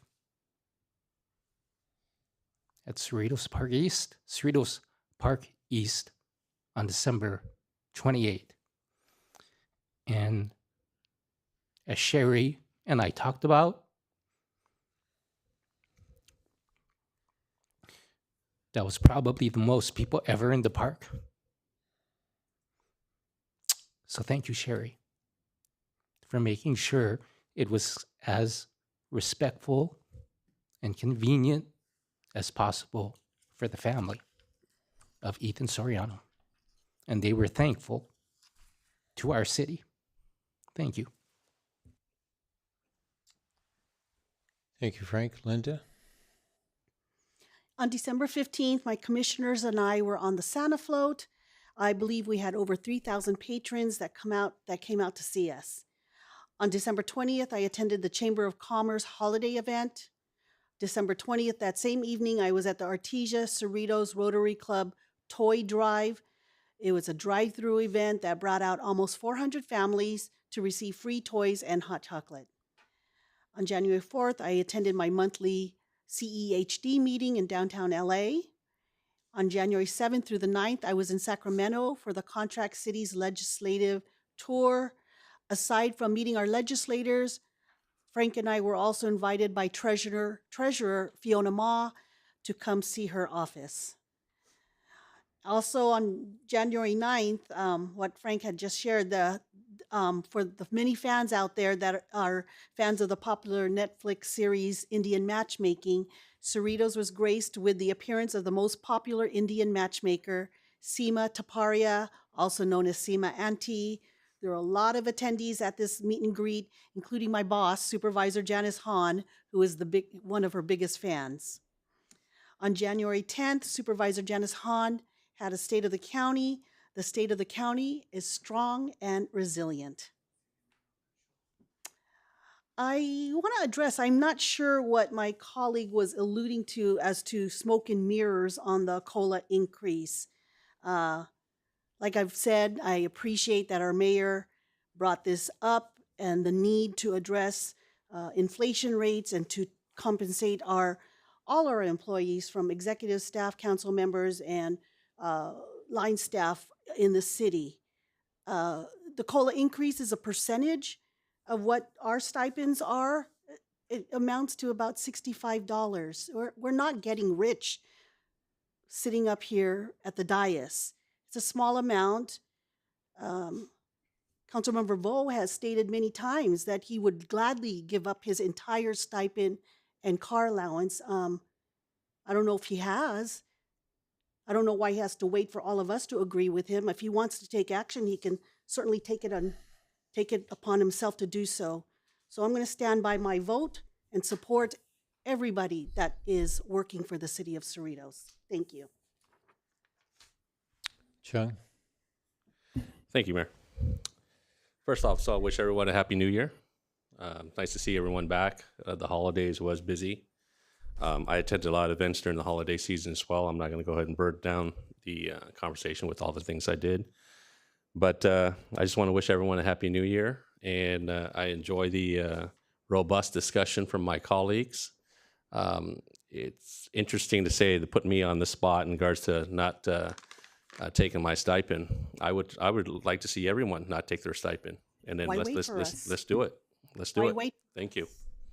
Because that's the only fair thing to do. Darish? Just wanted to wish everyone a happy new year and glad to see everyone. Thank you. Yeah, we wish you guys a speedy recovery on your operation, both of them.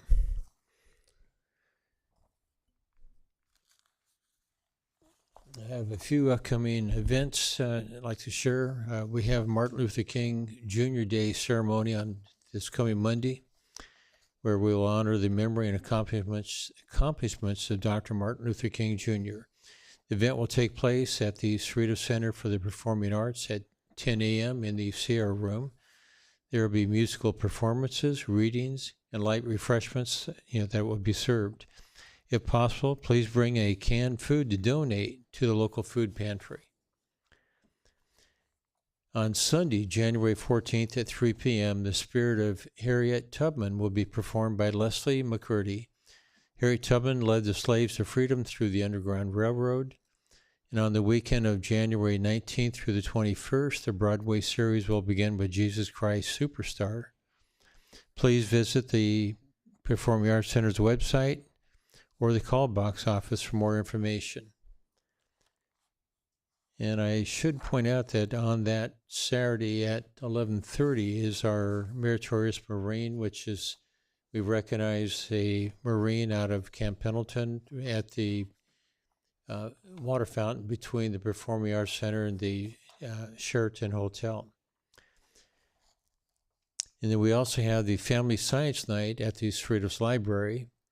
All ages are invited. It will be held at 6 p.m. on Wednesday, January 17th in the library Skyline Room. Whitney High School STEM Club will present a fun evening of STEM-related demonstrations and activities. And with that, Bill, we'll defer to you for closed session. Yes, thank you, Mayor and members of the council. Tonight, for the record, items 12A and 12B, which were conference with labor negotiators pursuant to California Government Code Section 54957.6, will not be discussed, and there's no need to discuss in closed session because labor negotiations have completed and council took final action earlier on item 9A. So the only item that will be discussed in closed session is item 12C, conference with legal counsel, existing litigation pursuant to California Government Code Section 54956.9, subdivision D1. The name of the case is City of Whittier et al. Versus Superior Court of the State of California, County of Los Angeles et al. Orange County Superior Court case number 23 STCP 03579. And with that, Mayor, we can recess into closed session. Okay, thank you. We are recessed.